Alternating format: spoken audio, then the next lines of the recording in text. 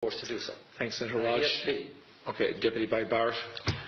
Ambassador, I will say frankly, I'm one of the people who thinks you should be expelled from this country, and I believe that that's nothing to do with you personally. It's to do with the policies of your state. And I think, along with Desmond Tutu, that the time for treating you as a normal state is over, because you're not behaving as a normal state. And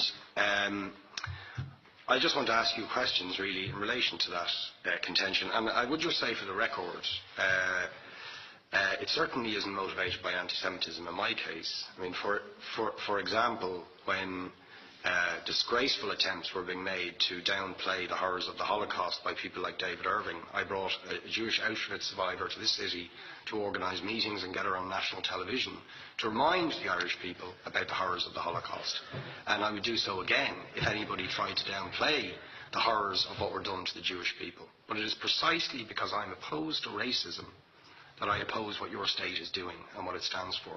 So I just want to ask you a few questions in relation to that. And I should also say, by the way, I lived for a year on Moshav Neot Hakikar in the Dead Sea in 1987, 2 weeks before the first Intifada broke out.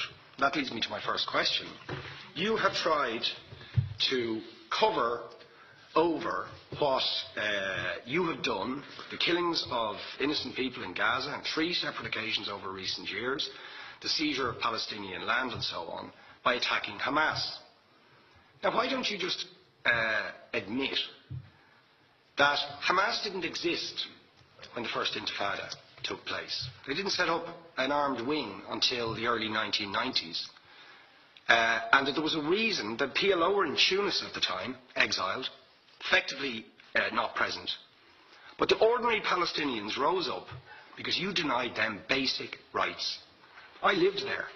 It was apartheid. It was racism. It was endemic. It was rotten. Absolutely, I was shocked within weeks of living there to see how you treated Palestinian people. And isn't it the fact that the law of return, which is the basic law of the Israeli state, is a racist apartheid law because it confers rights on Jews that it denies to Palestinians? It allows, for example, if I was Jewish and had never stepped foot in Israel, I could claim citizenship there tomorrow, but 6 million people whose origins are in what you now call Israel, who were forced out in 1947 or 48, do not have that right.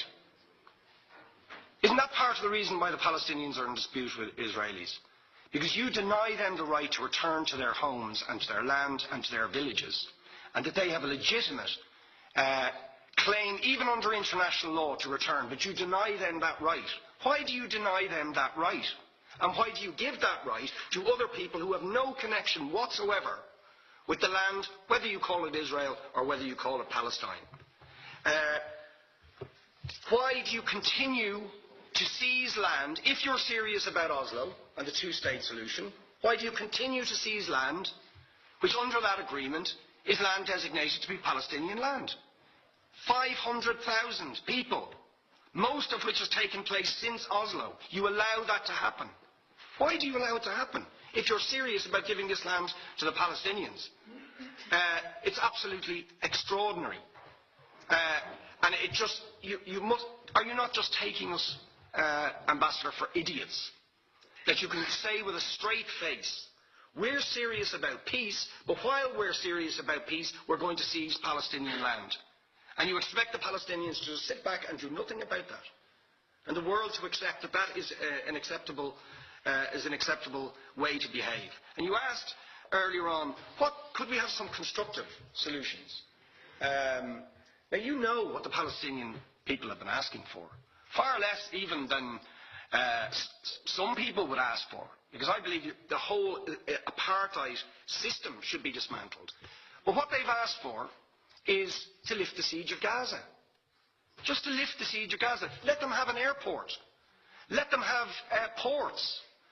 Let them not be dictated to by a government for whom they do not vote as to what can go in and out of their territories, whether they will have power, whether they will have clean water, whether they will have medicine.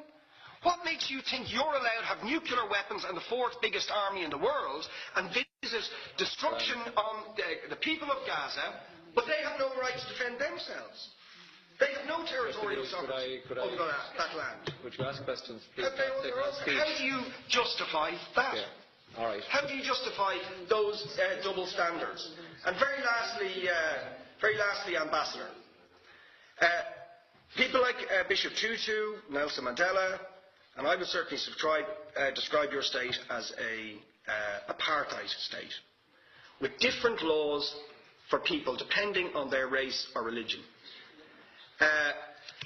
Now, isn't that just the case that, for example, at checkpoints going into the West Bank, there's a channel if you're Israeli or European, and there's a channel if you're Arab. Just because you're Arab. If you came into Dáil Éireann and they stopped you and said, "Are you Jewish?" "Oh no, sir, you can't come in through the same entrance as Irish people or European people because you're Jewish," you would call that racism and apartheid. But yet, you practice that. You practice that with your checkpoints and your military barriers and your apartheid wall. How can you justify that? All right, thank you. Last